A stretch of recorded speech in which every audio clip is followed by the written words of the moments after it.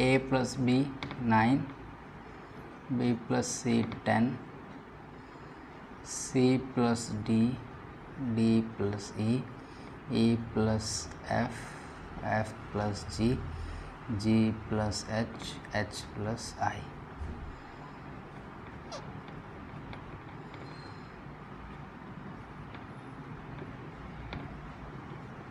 एक दो तीन चार पाँच छः सात आठ, सॉरी यहाँ पे एच आएगा, एच प्लस आई। ये 8 इक्वेशन है अपने पास।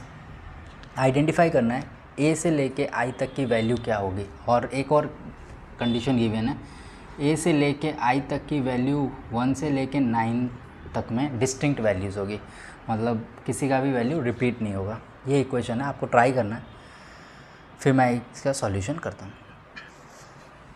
आई होप ट्राई कर लिया होगा। Back to solution. मैं क्या करूँगा इसमें,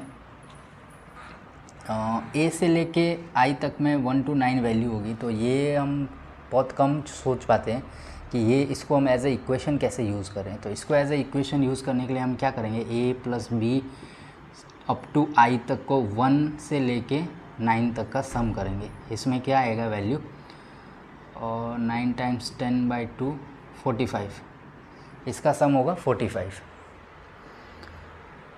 वो इक्वेशन का सम 45 आ गया। तो अब आपको क्या करना है, ये अगर इक्वेशन देखोगे आप, A plus B, C plus D, E plus F और जी प्लस एस, इनको अगर सम करोगे तो कितना हो रहा है, तो ये हो रहा है A plus B plus C plus D plus E plus F plus G plus H. इसका सम क्या हो रहा है, 9 9 9 9 36 हो रहा है।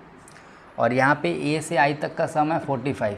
तो अब आप इक्वेशन 1 को इक्वेशन 2 से सब्ट्रैक्ट करोगे तो किसकी वैल्यू आ जाएगी, डेफिनेटली आई की वैल्यू आ जाएगी।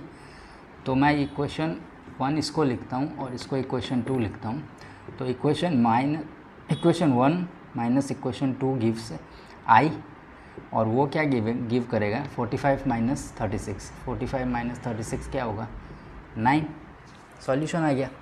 आई की वैल्यू आ गई। अब आई की वैल्यू यहाँ लगा दो तो एच की वैल्यू आ जाएगी 1 इसकी, और एच की वैल्यू यहाँ लगा दो 1 तो जी की वैल्यू आ जाएगी 8, और इस तरीके से सबकी वैल्यूज़ आ जाएगी।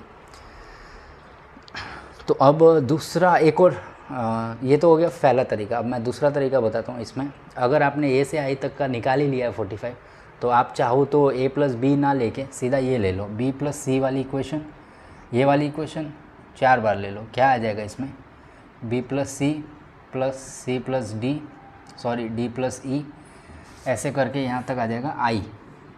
तो ये इसका सम क्या हो गया 40। यहाँ पे ए मिसिंग है। अगर इक्वेशन 1 में से, अगर मान लो इसको मैंने इक्वेशन 3 मान लिया, इक्वेशन 1 में से 3 को सब्ट्रैक्ट करेंगे तो ए की वैल्यू आ जाएगी। ए की वैल्यू क्या आएगी, 45 - 40 5, ए की वैल्यू 5 आ गई। ये 2 तरीके से इसका इक्वेशन सॉल्व हो गया है। एक तीसरा तरीका क्या है, जो कि इक्वेशन वाइज नहीं अगर आप सोच पा रहे हो, तो एक लॉजिकल तरीका क्या है कि ए की पॉसिबल वैल्यू क्या क्या हो सकती है। इसके लिए आप लॉजिकली सोचना, आप ये 2 इक्वेशंस और ये सब भूल जाओ, सिर्फ और सिर्फ ये इनको देखो आप, A plus B, B plus सी, ये वाली इक्वेशन सिर्फ देखो, 8 इक्वेशंस को एक बार के लिए इसको भूल जाओ। बस इतना याद रखो कि ए से आई तक में किसी की वैल्यू रिपीट नहीं होने वाली है। तो अब अगर आप ध्यान से देखोगे तो b प्लस सी 10 है, यानी कि अगर मैं b की वैल्यू 5 सोचूं कि अगर b की वैल्यू 5 पॉसिबल है तो c की वैल्यू भी 5 आएगी, यानी कि b की वैल्यू 5 तो पॉसिबल ही नहीं है, क्योंकि किसी का वैल्यू रिपीट नहीं हो सकता। तो b और c तो 5 नहीं हो सकता, इतना मेरे को पता चल गया, 5 नॉट पॉसिबल। c और अब इस 10 वाले देखते हैं, d और e में भी 5 पॉसिबल नहीं है, तो यानी कि d और e भी मेरा 5 की वैल्यू नहीं आ सकता, और f और g भी नहीं आ सकता, क्योंकि f की वैल्यू अगर 5 हुई तो g की 5 होगी और रिपीट हो नहीं सकता, तो ये भी कैंसिल। इसमें भी 5 नहीं आ सकता, इसमें भी 5 नहीं आ सकता, और इसमें भी 5 नहीं आ सकता सेम कंडीशन से। तो एक ही इक्वेशन बचती है जिसमें मतलब h की वैल्यू 5। अब देखो इसमें से हमने क्या फिगर आउट किया कि b, c, इस इक्वेशन में हमको d, e, और इस इक्वेशन में मिला f, g, और ये इक्वेशन में मिला h, i।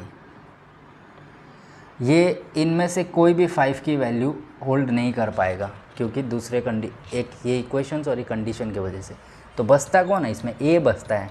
ए की वैल्यू क्या हो सकती है हमारी? 5 हो सकती है। ए की वैल्यू 5 आ गई तो बाकी की वैल्यूज़ आ जाएंगी। ये हो गया तीसरा तरीका। एक और तरीका है, चौथा तरीका, जो कि लॉजिकल तरीका है। उसमें भी इक्वेशंस नहीं सोचनी है। आप क्या सोच सकते हो कि अब 9 वाली इक्वेशंस देखो, a + b 9 है, यानी कि a + b 9 है तो a की वैल्यू 9 नहीं हो सकती, b की वैल्यू भी 9 नहीं हो सकती, क्योंकि अगर a की वैल्यू 9 लेंगे तो b की वैल्यू क्या आएगी? 0, और 0 पॉसिबल नहीं है। a से 9 की वैल्यू में 1 से लेके 9 तक ही हो सकता है। तो a 9 पॉसिबल नहीं है, b 9 पॉसिबल नहीं है। वैसे ही सिमिलर तरीके से c और d भी 9 पॉसिबल नहीं है। मैं लिखता जाता हूँ, a और b पॉसिबल नहीं है, c और d में भी पॉसिबल नहीं है, e और f में भी पॉसिबल नहीं है, और फिर g और h में भी पॉसिबल नहीं है। तो इनमें से कोई भी 9 नहीं हो सकता। तो बचता कौन है इनमें से? a से लेके i तक की वैल्यूज़ थी, a से h तक में कोई 9 नहीं हो सकता। तो 9 वाला एक ही पॉसिबिलिटी होता है, जो कि i वाला। तो सिर्फ i ही 9 हो सकता है। i 9 आ गया तो बाकी तो आ जाएगा वैल्यू रख के। तो ये एक ही क्वेश्चन को हमने 4 तरीके से सॉल्व किया इसको। हालांकि दो सिमिलर तरीके थे, दूसरे वाले 2 सिमिलर तरीके थे, बस सोचने की तरीका अलग था। तो आपको भी मैथ का कोई भी क्वेश्चन करते वक्त यही देखना है कि एक तरीके से नहीं हो रहा था, हो सकता है दूसरे तरीके से आ सकता है। तो आपको वाइडली सोचना है मैथ के कोई भी क्वेश्चन को। ये हालांकि मैथ का क्वेश्चन कम और लॉजिकल क्वेश्चन के रूप में ज़्यादा इसको पजल के रूप में अभी ऑनलाइन वायरल किया जा रहा है। तो आप इसको पहले ट्राई कर लेते और फिर इसको सॉल्यूशन भी देखिए। चलिए, थैंक यू।